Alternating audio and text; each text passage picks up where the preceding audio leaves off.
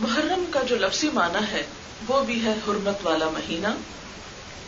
اس مہینے میں خاص طور پر کچھ حرمتیں رکھی گئیں جن کا میں آگے ذکر کروں گی.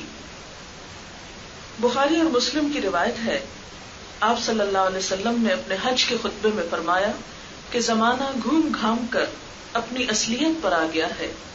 سال کے 12 مہینے ہوا کرتے ہیں جن میں سے 4 حرمت اور ادب والے ہیں. 3 تو پے در پے ذوالقعدہ، ذوالحج اور محرم، اور چوتھا رجب ہے جو جمادی الاخری اور شعبان کے درمیان ہے. اس مہینے کے بارے میں بعض روایات میں یوں بھی آتا ہے کہ اس مقدس ماہ کی عظمت ابتدائے آفرینش سے ہے، یعنی جب سے دنیا بنی ہے یہ مہینہ مقدس اور محترم ہے. روایات میں آتا ہے کہ اسی ماہ میں اللہ تعالیٰ نے زمین، آسمان، پہاڑ، سمندر، لوح قلم، جبریل علیہ السلام اور دیگر فرشتوں کو پیدا کیا. اسی ماہ میں حضرت آدم علیہ السلام کو پیدا کیا گیا اور ان کی توبہ قبول ہوئی. عاشورہ محرم میں ہی حضرت نوح علیہ السلام کو طوفان سے نجات ملی. اسی ماہ میں حضرت ابراہیم علیہ السلام پیدا ہوئے اور اسی ماہ میں ان کو جب آگ میں پھینکا گیا تو آگ ان کے لیے گلزار بن گئی، باغ بن گئی.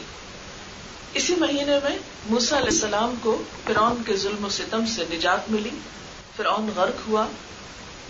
حضرت یونس علیہ السلام کے مچھلی کے پیٹ سے نکلنے کے واقعے کو بھی ماہ محرم ہی میں بتایا جاتا ہے.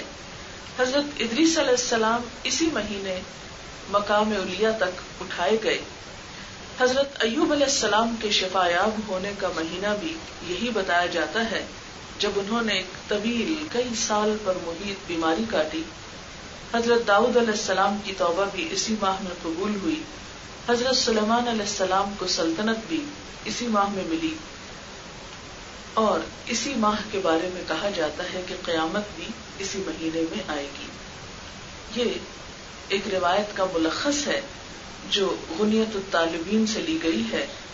غنیت الطالبین شیخ عبد القادر جیلانی کی کتاب ہے.